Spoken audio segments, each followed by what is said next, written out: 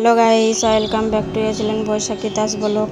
তোমরা সবাই কেমন আছো? আশা করি তোমরা সবাই খুব ভালো আছো এবং বন্ধুরা, আজকে রবিবারে মাংস নিয়ে আসছে, তাই দুপুরবেলায় আজকে মাংস বানাবো আমি নিজের হাতে। তোমরা ভিডিওটা দেখতে থাকো, আশা করি তোমাদেরও খুব ভালো লাগবে।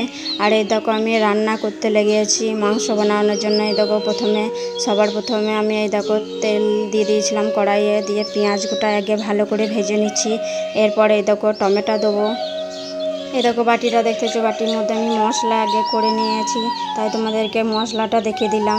আর কড়াইয়ের মধ্যে যে পেঁয়াজ, আদা, রসুন সব কিছু ভালো করে মিক্স করে ভেজে নিচ্ছি। তারপরে এই দেখো বাটিতে মধ্যে এই যে কৌটো দেখতে পাচ্ছ, এই কৌটোর মধ্যে আমি মাংস রেখে দিয়েছি। আর এই যে দেখাচ্ছি এই চিকেনটা, লেগ পিসটা আমার মেয়ে খুব পছন্দ করে, তাই ও দাদু নিয়ে এসছে আমার মেয়ের জন্য। আমার মেয়ে যাওয়ার আগে বলে দিয়েছে মাংস কেনার আগে যে দাদু আমার জন্য একটা লেগ পিস নিয়ে এসো, তাই নিয়ে এসছে নাতনির জন্যে। আর আমি এইদিকে এই দেখো মশলাগুলো করতে থাকছি, তোমরা ভিডিওটা পুরো দেখতে থাকো।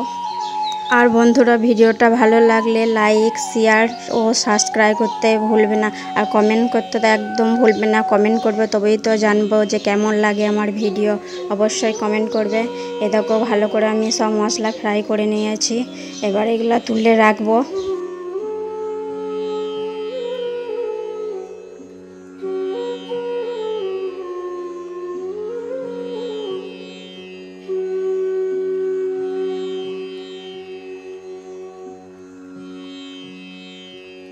আর মাংসগুলো ভালো করে দেখো জল দিয়ে ধুয়ে নিচ্ছি। আর এই দেখো আলুগুলো প্রথমে ফ্রাই করে নিচ্ছি তেলের মধ্যে। আলুগুলো একটু ভালো করে ফ্রাই না করলে মাংসটা ভালো অতটা লাগবে না, সেই জন্য আমি ফ্রাই ভালো করে নিচ্ছি, তোমাদেরকে সেটা দেখাচ্ছি।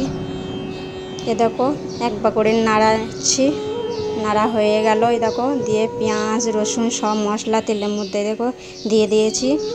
সর মশলাটা যদি ভালো করে ভাজা না হয় তো কীরকম একটা লাগে, সেই জন্য একটু ভালো করে আমি মশলাটাকে ফ্রাই করে নিয়েছি। তারপরে আলু মাংস দিলাম, দিয়ে আলু মাংসটা অনেকক্ষণ থেকে ফ্রাই করব। তারপরে আবার হালকা একটু তেল দিয়ে তারপরে নাড়াচাড়া করব।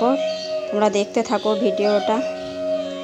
মাংসটা দিয়ে আমি অনেকক্ষণ ফ্রাই করব হলুদ দিয়ে। মাংসটা যদি ভালো করে যে ফ্রাই না করা হয় তাহলে একটা যে রং হয়, একটা কালার যেটাকে বলি আমরা, সেই কালারটা ভালো হবে না।